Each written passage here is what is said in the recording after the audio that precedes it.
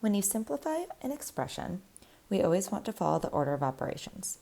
The order of operations is parentheses, or other grouping symbols, then exponents, which are the little numbers in the top right of a number, then multiplication and division from left to right, then addition and subtraction from left to right. Reading a problem out loud can help you figure out in what order to do things. So if I were to read this problem aloud, I would say 1 plus 2 times the quantity 20 minus the quantity 4 plus 1 squared divided by 5 times 3. I see two sets of grouping symbols, here and here. And we always want to work from the inside out.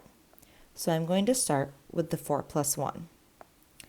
I'll rewrite the problem as 1 plus 2 times 20 minus, well, I know that 4 plus 1 is 5, squared, divided by 5 times 3.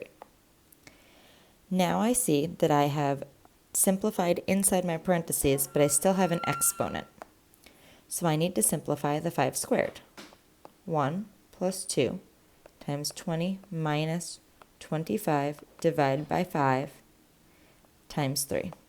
Notice that I had switched the multiplication to a dot.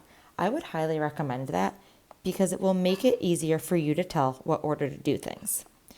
When you look and you see 25 divided by 5 times 3, it's still division and multiplication, so we're still going to do this from left to right, right here.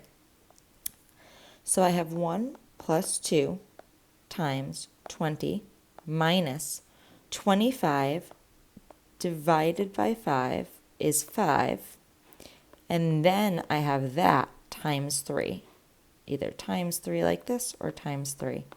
So I get 15 just for that part there. Now I have another grouping symbol that I can deal with because everything inside there is simplified. 1 plus 2 times 5.